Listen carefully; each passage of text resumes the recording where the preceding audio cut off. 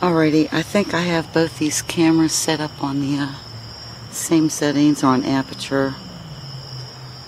I probably should have put them on manual, but anyway. So, it's now 8:10 p.m. on Friday, September 14th, 2018, up here in northeastern Ohio. Okay, got that out of the way. And we're going to zoom up with the pain in the ass manual focus on the P900. Alright, I think I have that one in focus now. I don't think I can do this one side by side. Nah. It's gonna move them. Oh well. Alright, so far this is a nightmare for me, so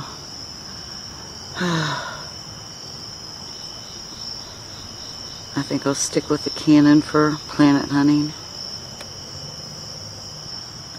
Anyway, here we have a 31% moon over in the southwest sky. It's not up very high. And we're on the P1000. And I do believe that is max zoom. But we are in movie mode on 1080p, 60 frames a second. So I don't know if it goes all the way to the full 3,000 millimeters times 4 for 12,000 or not in this mode. I don't know. Yeah, we're getting some drifting, aren't we?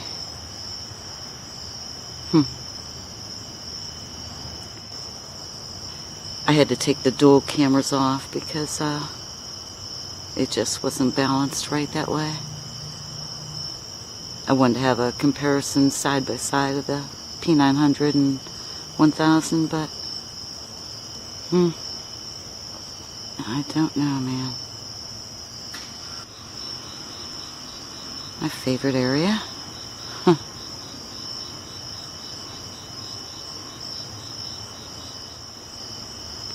And on video after video I've shot and I've talked to you guys. Well, I've just got too much going on and I haven't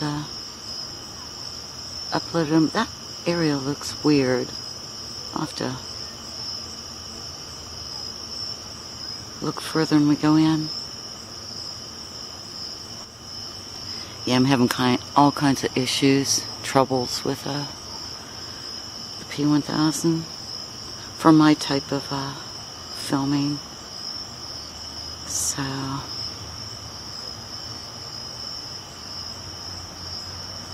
boy, at the very tip of that, off of the tip, I was seeing something light up.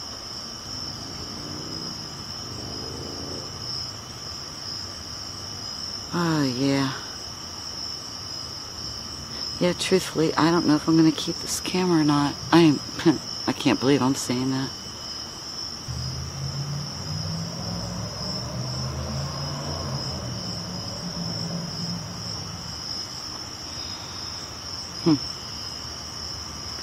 Let's back it off a bit. Anyway, we're on manual mode. The lowest you can go on it in movie manual is shutter 1/60 and f8. I have the ISO at 125. Well, I had it at 100, but the camera makes it go to 125.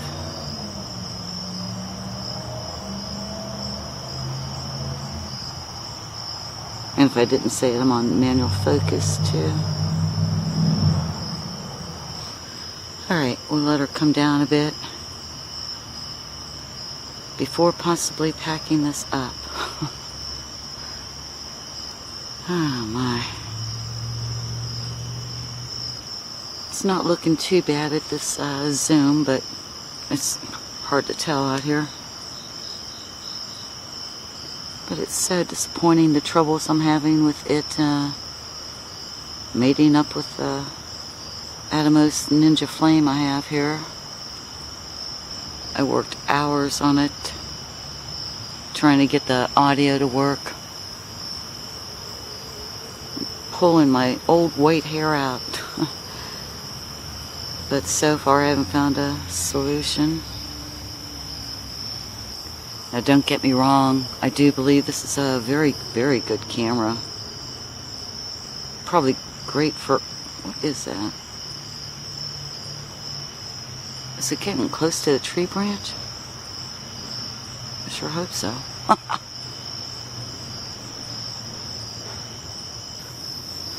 That, or maybe it's a cloud.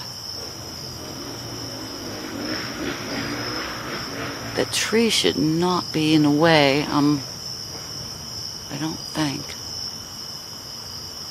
It's gotta be the...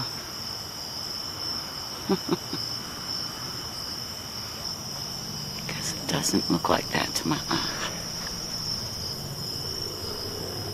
Alright, let's find you again, buddy.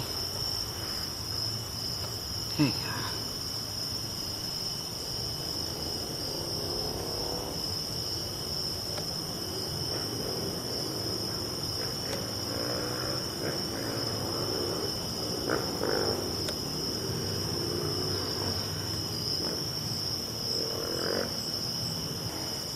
Now they didn't ship the remote yet, so it would have helped tremendously with not touching a camera tripod for focusing and zoom. But anyway, let me get back to it.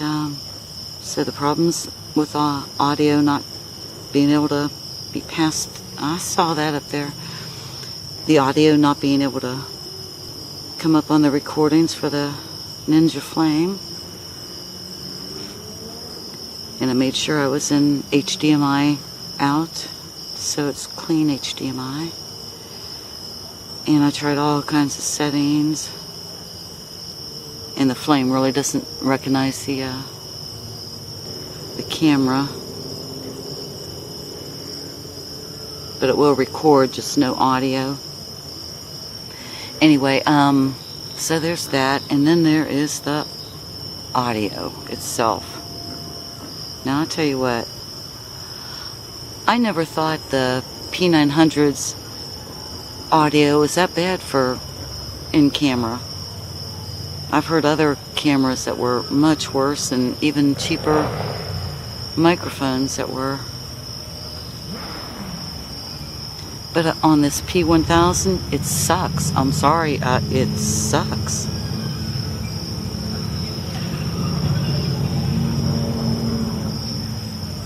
Fucking noise here. Now I do have an external mic on, just a cheap Rode Mic Go or whatever it's called. It was free, so I had to use something other than the in-camera one because it was just driving me batty. And this one's not much better, but... And I think I also had a lot of audio that was skipping, so I don't know. Oh yeah, and then there's the raw files that it does. Oh my. It does the raw files in NRW, I guess it's called a codex. And I had just got the On1 Photo Pro, whatever it's called, program. And I love it. And it works great with the Canon 80D's raw images, but now I know this is a new camera and everything, so maybe those programs have to update something. If they ever do, though. I did use Nikon's program, but actually I didn't like the interface and what it does, and you know, just you get used to a program and it works well for you, you know, you like to stick with it. But anyway, I know I'm talking about all these negatives, but last night I had such a hell of a time trying to get Saturn and Mars. You can't see them on the monitor. And I tried setting after setting, and I mean, I did eventually get them, but boy, it was very frustrating. So obviously it's not going to be a replacement for my Canon 80D. Darn it. And yeah, I know I'm going on with these negatives, and a lot of that is just me. It was partly my expectations of what this camera could do, and I find the limitations are a bit much for the type of filming that I do. You know, the sky watching, and especially the night filming and all that. It's a great camera. I've seen some fabulous photos out there and daytime videos and stuff, and I have seen a few moon and planet videos too. But when I saw what it did to Saturn last night, when I had it zoomed in all the way at the 3,000 or 12,000 millimeter, whatever it would be, oh my God, it was horrific. And I'd change settings, and I'd do this and do that. No, it was just, came out really shitty. Now, yeah, it is a learning curve for me, and I'm not the greatest photographer, that's for sure. But I have a feeling for, I don't know what I'll do. That one area, it's really, oh yeah, it's our light beam area. Can barely see the beams. Whoa. Whoa. Oh, it's on my monitor. Must be bugs. I thought they were, never mind. Never mind. Alright, yeah, and my heart isn't in this. Just too much going on. Mainly with what's gone on the North Carolina coast, and now South Carolina is getting hit. Days on end they were having to put up with this, and it actually really pisses me off. Even though I don't have proof, I've got this gut instinct and a belief that it was a manipulated and manufactured storm system. I mean, if you saw the track it was taking and the zigzag just so it could get right to Wrightsville Beach, I mean, it was just, no, my gosh. Now, I'm not going to get into the reasons why I believe it is. There's so much research done out there. I've read patents and articles on weather wars and weather manipulation, and it's been going on for decades now. They have the directed energy weapons also. They have HARP. They have this and that, and there's been great researchers out there, so I'm not going to get into it. Yeah, but where this hit, Wrightsville Beach in Wilmington, North Carolina, well, that place is very special to me. It's my home away from home. I actually lived there on the beach for 2 years.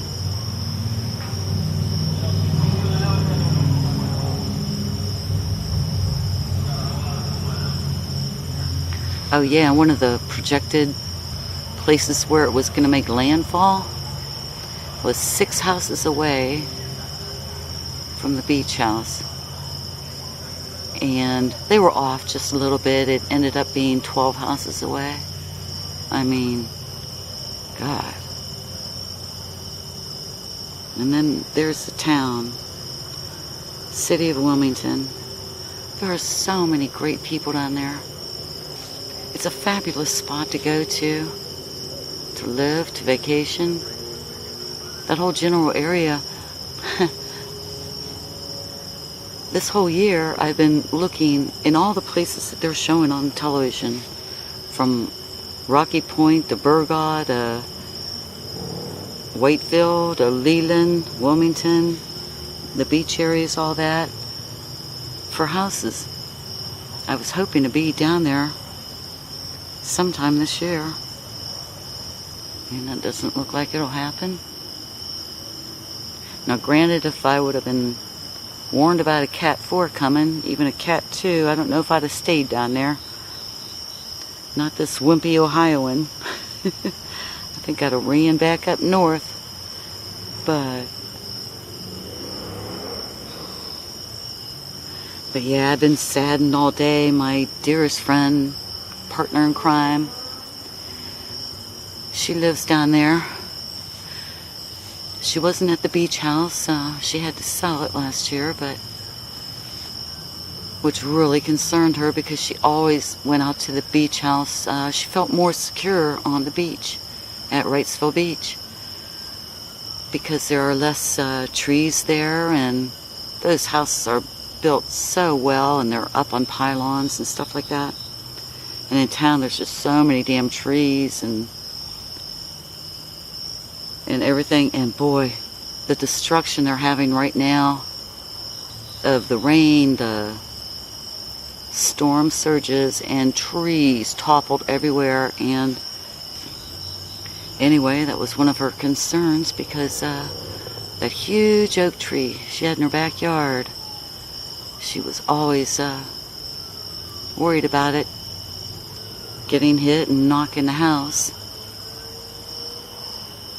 And I had told her, I said, you know, it's been probably through a couple dozen hurricanes throughout its long life. Oh, it's a majestic oak, beautiful.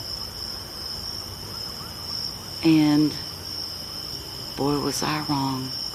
I got a text this morning, and about 6:53 this morning, and she said, this is a bitch of a storm. She lost the tree, it toppled over, and it was so bad out at the time. She couldn't see very well, but she thought it might have hit the neighbor's house. So we don't know if there were any injuries or anything, and I haven't heard from her since. So yeah, I'm concerned. I'm concerned about so many people down there. All the people. And the animals. There have been a few people that have died from it. And I don't even want to talk about it. And then we're also worrying about J7409. That darling lady. She never did evacuate. She lives up northeast of Wilmington. On the, what's it called? Pamlico River. And she's disabled. But her nephew did come, along with his girlfriend, to stay with her there at the house. And like I said, she's right on the water, and Michelle W. posted an update for us that during the night, a wave came crashing through and broke through her door and flooded the house. And they did eventually get the door shut, but they're dealing with the flooding inside. And not only that, but she's up to about 4 feet of water surrounding the house, her house, all the houses that are there. And a lot of the people in her general area did stay. And they were in the house, they were watching a tree get hit and fell on the electrical lines, and it burst into flames. But then the fire did go out. And there's more. They're inside, and they actually watched one of her neighbor's houses wash away. And she wasn't sure if anybody was occupied in it.